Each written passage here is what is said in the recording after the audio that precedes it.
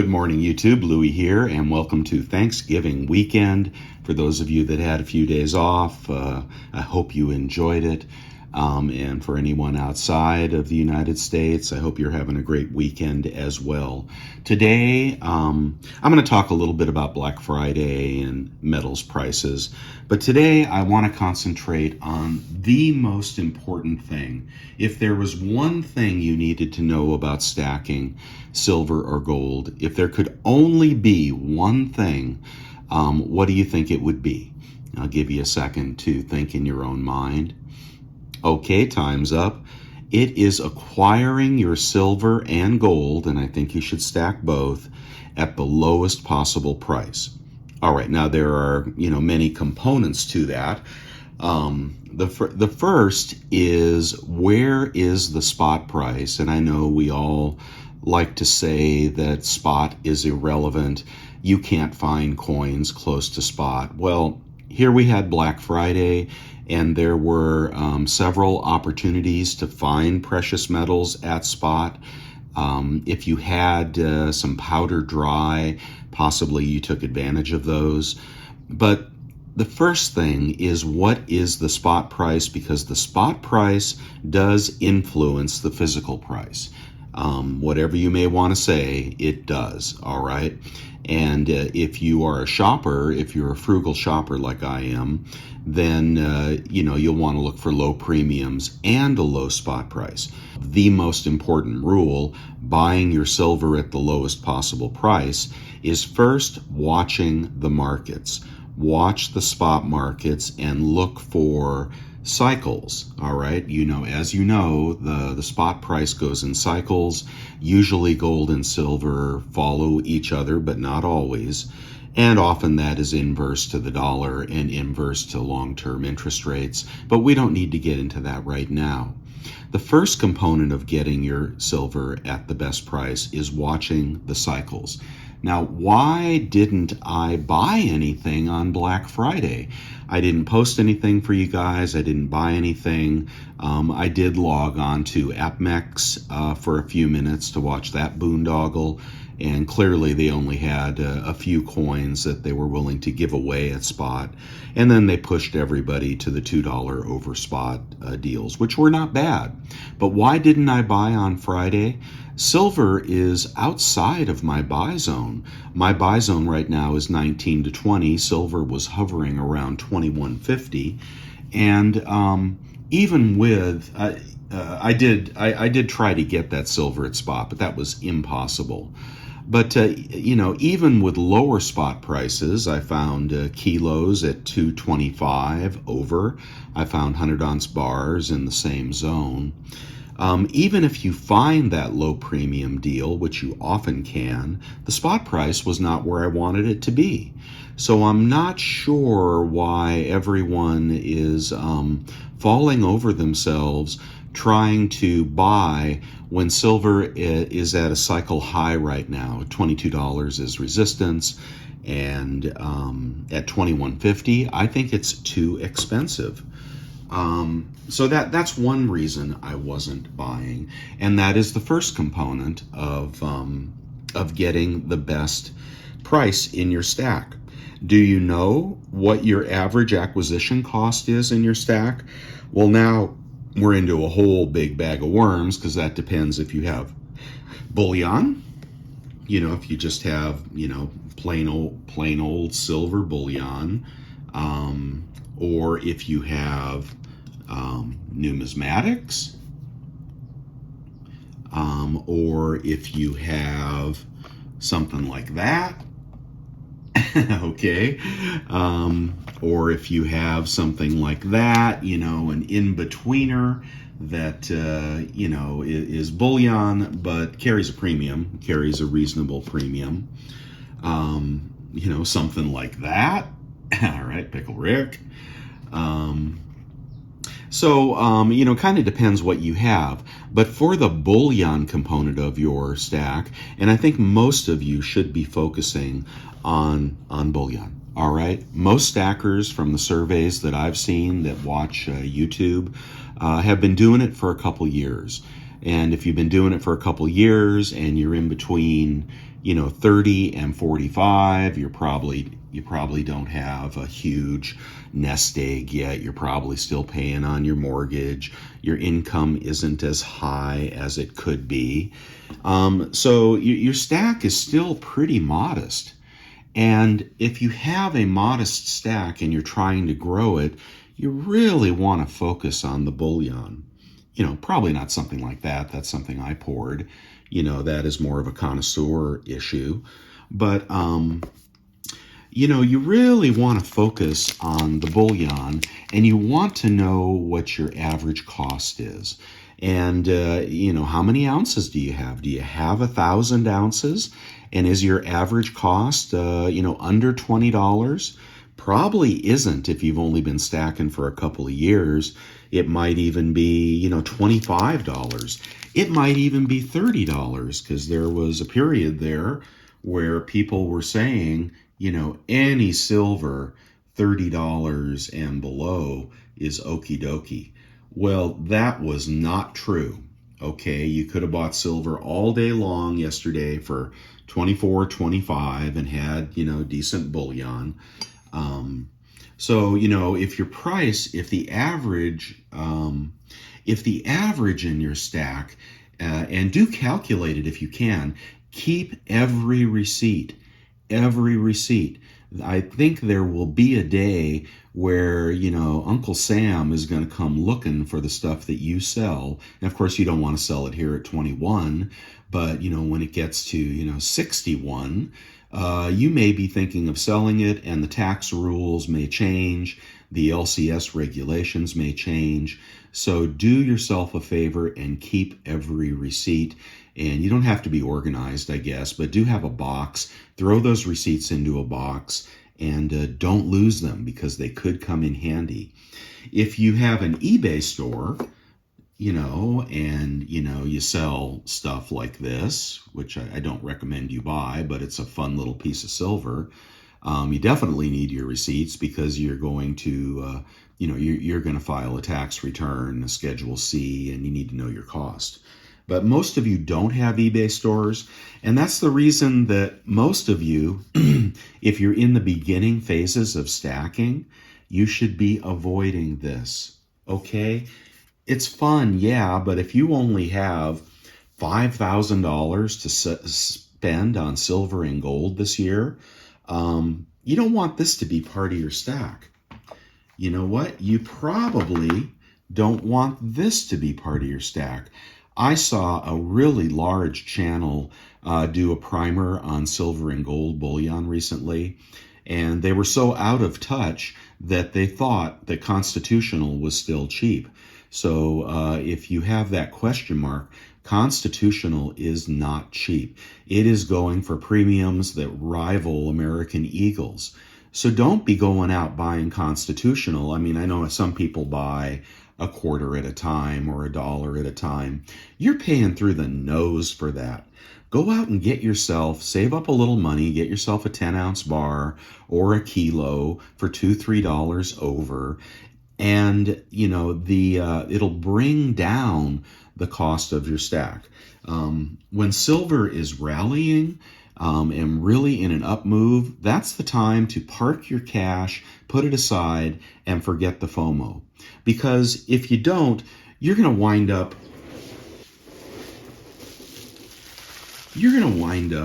with something like that, right? What in the hell does anybody want that for? Yeah, maybe you can resell it down the road, but that's an example of the kind of thing that will really foil your plans to have a low basis in your stack. I bought these when silver was, I don't know, it was headed up. It might have been 27 or 25 or 28. And I'm sure I paid at least $30 for these things. What a stupid purchase, right? But I got the FOMO. The last time silver was moving up to 30 on the silver squeeze, I got the FOMO bad, and I made some bad purchases.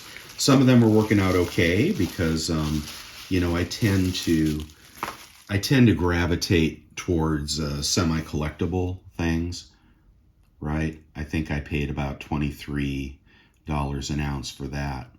So you gonna buy something like that at 30 bucks an ounce or more? Or are you going to buy something that has some nice intrinsic value?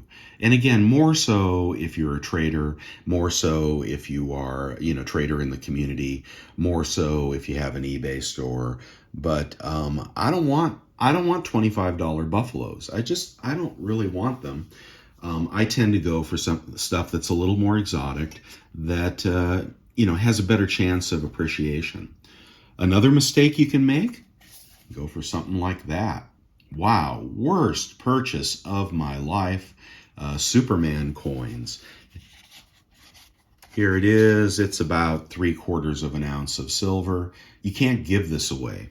I think these were probably about $89 in 2014. In 2014, silver was between 15 and 20. And, I paid $89 for that. And I bought and sold quite a few of these. They were hot for a flash in the pan. Royal Canadian Mint proof coins. Avoid, avoid, avoid. Now you're lucky to get 30 bucks for that. Big fail there. Big fail. Right? So stick with the bullion, guys, and track your price. Okay, the second part of keeping the lowest cost on your stack, once you've decided to focus, more on bullion, and I hope you do, is the premiums. Okay, and so you want to be in the cycle, the low in the cycle. And I'm saying it's 19 to 20. I think we'll get back there on silver. And B, you want to be at a low premium. And that's when you bring out the old phrase, silver is silver. And a kilo or a 10-ounce bar or a buffalo, silver is silver. And you want to take advantage of the lowest possible basis when you go to turn that over. When will that be? I don't know. It depends how long you're going to stack for and what you need the money for. I tend to think that I'll probably sell as we push 50 on silver, and I think we'll get there someday. I'm going to use the money to pay off my mortgage. Right? That's my plan. When we have a nice pop in silver and I have enough to, if we get to 50, I could probably, between silver and gold, I could probably pay off the mortgage. And that would feel good, because you want to have an end game, right? You want to be able to prep and barter and whatnot, but you also want to have an end game, and you don't want to write it back down after it makes its move. Gold right now is looking pretty good. Still, that chart looks pretty good. I think we could have a pullback here. That's real gold in that pan. I think we could have a pullback here, but I really like the way the gold chart looks, and it is definitely enjoying the weakness in long rates and the weakness in the dollar. I think the dollar is basing and could head back up, which is why silver is probably going to take a haircut here pretty soon. So the dollar, silver moves with the dollar for the most part, and but I think gold is sensing the recession, and I don't mind buying gold here at 1750. If you got that maple over at APMEX, probably nobody did, right? What a joke that was. God, here we are pumping that up and doing raids and whatnot, and you get in there and the thing spins and spins and spins, and by the time you're done, all that's left is, some piece of Austrian gold. You don't want foreign gold, okay? If you're in America, you don't want foreign gold, okay? You're going to take a haircut on foreign gold when you trade it in. I like gold in assay. I typically get it for pretty close to spot. But if I get a good deal on a piece of American gold, I certainly buy it. But that was a joke over at APMEX. That really was disturbing, what they did to people, and how they pumped that up, and then you walk away with nothing or something you didn't even want. So boo on them for trying to do that. And there were other deals around, but again, the prices were high. On gold, 1750 is the top of my range, and I think you could buy it here. I think we could see 1720, and I think it'd be a screaming buy there. I feel that gold has bottomed. Just my thought, and I'm accumulating more gold than I am silver right here. But when silver gets back in my buy zone and we find some low premiums, I'm going to be all about it. You want to wait for the low in the cycle, not the high in the cycle. Isn't that suspicious how, we get to a high in silver just as Black Friday rolls around? I wonder if these retailers are somehow connected to the people that manipulate the markets. So there's two speculations for you, both probably false, but I wonder if a week after Black Friday, you'll find those same buffaloes for $23. I don't know. You could, maybe not. Maybe not. I don't know, but I do think the dollar is basing here, and a strong dollar is going to definitely bring down silver. But we have long rates falling. I think they're about to turn back up as well. Everybody says that foreign countries are selling their long bonds. Okay, you hear it over and over from the smartest people on YouTube. Foreign countries are selling their long bonds. If they're selling their long bonds, why are rates dropping? Why are long rates dropping? Okay, when you sell a bond, you force when a lot of people sell bonds, they force the price of the bonds down, which increases the interest rate. It does not decrease it. So my question is not who is selling. My question is who the hell is buying massive quantities of long bonds? And it could just be that the market has recognized that there is a peak in long rates and that investors are buying, and the weight of that far exceeds the Chinese or the Japanese distributing their bonds. Could be wrong about that. Could be it could be the Fed buying long bonds, although they're supposed to be selling now, right? With quantitative tightening, but maybe they're selling the 2 and they're buying the 10. Who knows? But rates are low, and lower rates do not indicate selling of bonds. So if you figured that out, I know there's some smart guys out there. If you figured that out, man, let me know, because I'm really confused when the rhetoric doesn't match the reality. Could have found this bar in the 100-ounce form, pretty darn cheap. I also saw Johnson Matthey 100-ounce bars, poured Johnson Matthey 100-ounce bars in the 2300 range. Might have been SD Bullion. I think SD Bullion had some of the best sales, and maybe they advertised it the least, but I thought SD Bullion really did a good job for Black Friday week, I'll call it. And you all know about AppMex, and there were a couple other deals out there, but not with the prices where they were. Not for me anymore. Of course, I do hope I'm wrong, and I do hope that we have an explosion in spot prices. But I've been stacking for a while, so that's okay with me. It's okay if it goes down, I can buy more. It's okay if it goes up, I can just enjoy the ride. But if you're only in this for a couple of years and you're in the middle of your career, keep those premiums down.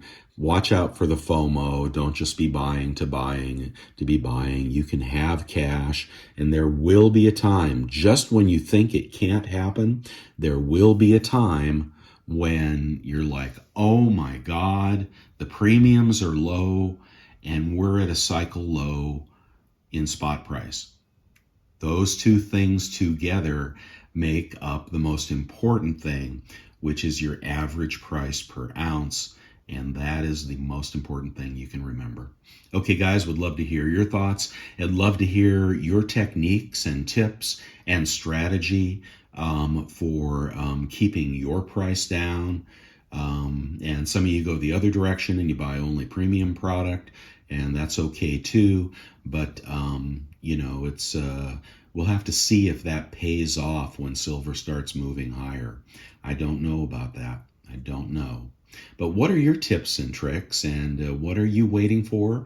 I know some of you are still waiting for $1,400 gold, and there are people still waiting for $12 silver. Oh, by the way, that reminds me, do I have a Britannia anywhere here? I don't have one handy, but there is a bitchin' offering for the first kilo Britannia, silver Britannia, being offered by the Royal Mint. And you can get it for about $1,050 if you buy directly from the Royal Mint. So check that out. The first kilo Britannia with type 1 Queen Elizabeth effigy. That's 32 ounces, about $1,050. APMEX is trying to charge $1,600 for it already, but get you one of those, man, if you can. And the most interesting thing about this kilo is that it has a 500-pound face value. Okay, 500 pounds, is probably $650, something like that. So what is that, like a $17 floor on the value of the coin? If silver does go down to 12, well, it won't bring the price of that coin down because it's got a 500-pound floor. Of course, in Great Britain, not in Poughkeepsie. You got to be able to cash it in, and nobody will, because I think that coin will be a $2,000 coin someday. So check that out at the Royal Mint. It's a pain in the butt to buy from them. You'll see that. You may not even be able to. I couldn't. It wouldn't take my debit card. But yeah, the new Kilo Britannia BU Type 1 500-pound value. Okay, that's all I have for you, and I hope you guys have a wonderful weekend, and I will see you next week.